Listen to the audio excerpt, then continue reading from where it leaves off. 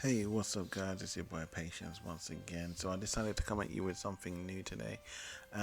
This was a model, a 3D model design of school chairs.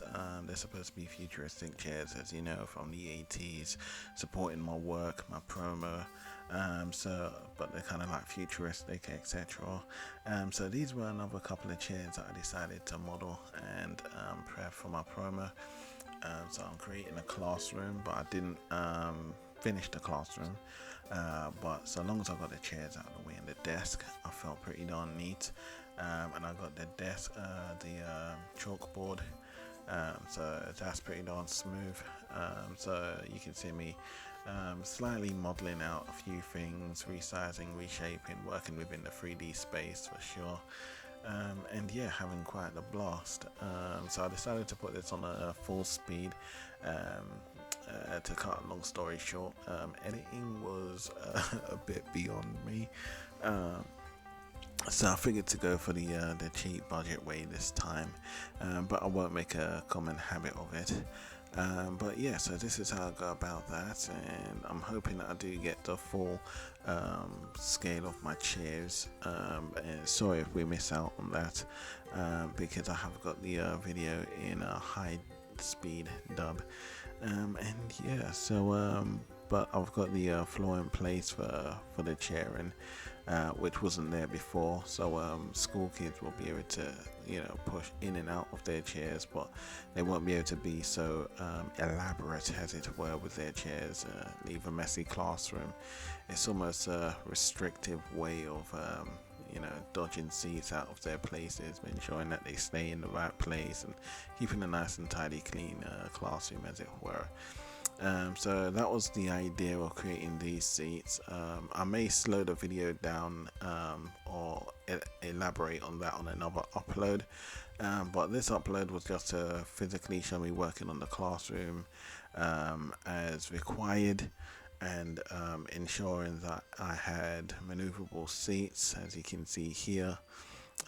Creating little compartments for them, as it were, to make it encased and safe for children as they use them.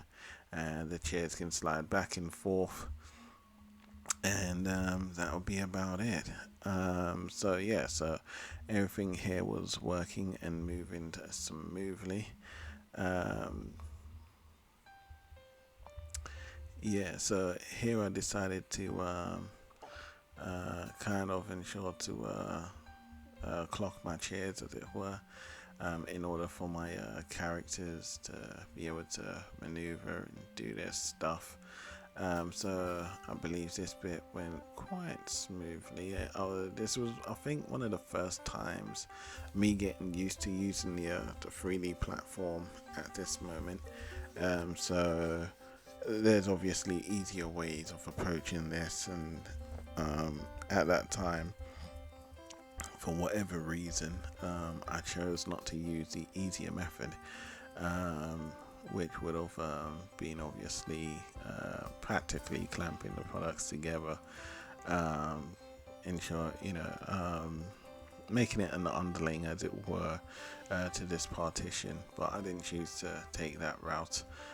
So it seems, but I got the animation clocked. It would look as if, and but I didn't create the animation for this scene, at least not of yet. But it is something that we'll get back to. This is something that I have on my Windows computer, and as majority of you that follow my work process are aware, I'm unable to use my Windows at the moment due to an energy crisis that I'm going through.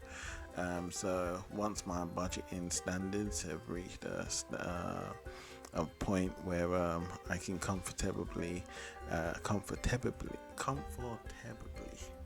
um, where I can use my equipment a bit more comfortably, then I most certainly will do so.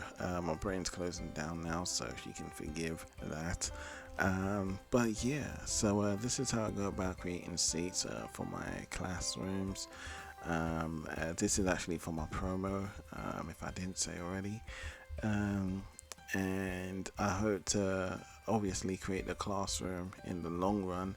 But I just wanted to make sure that I could create the chairs for my students, and that I could animate them, and that I had a vision for the classroom, kind of like the plane scene, where I have the plane aisles and the seats all over the place. But I started off with just the one. Well, here's me decorating the classroom now. I didn't have the toon shade capabilities back in these days. I was still researching with the node systems, trying to find me ways of how to color with a toon shade, because I tend to find that the toon shade helps to keep me in a zone, helps me to work on my processes. This is me filming my shot, so I can see how these chairs move, etc. And yeah, so that's my work process, guys. I know it's a big teaching board, but you'll understand that in due time once I have this scene mapped and clocked out.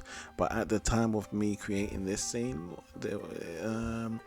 I would say that it was not relevant for me to complete it at that time, but technically it was. And the reason being is because the scenes that you see me developing and uploading now to do with space, this scene is supposed to cover that point. And back in 2020, I believe it was, or yeah, I believe it 2020, I had a scene where Jade walks off the bus.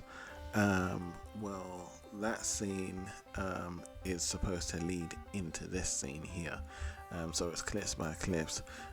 So yeah, so hopefully I get to show you one of their tutors. That will be one of the strongest fundamental characters within my project. And I will show him for you once I've laid out these camera tops. And yeah. So again, I hope you like my work process. I hope you like seeing how I get stuff done. And I'm hoping you can see the vision that I have in my mind as I develop my scenes to help me better understand my scenes and my environments a bit better, so I can draw them out not just from a certain standpoint, but from a 360-degree standpoint, guys. But anyway, I'm gonna get on and show you guys one of the tutors within my promo. His name's Flake, so I'm creating a mask for him that he may cover himself up and be the character that I need him to be within my my anime. Oh, this is me switching over to the higher render engine just to get a better look to see how things may be looking. But here we are. So I'm tracing them out to get him prepared for 3D modeling. So anyway, guys, it's your boy Patience. I hope you like what you see. Leave your thumbs, your likes, and your comments down below. It's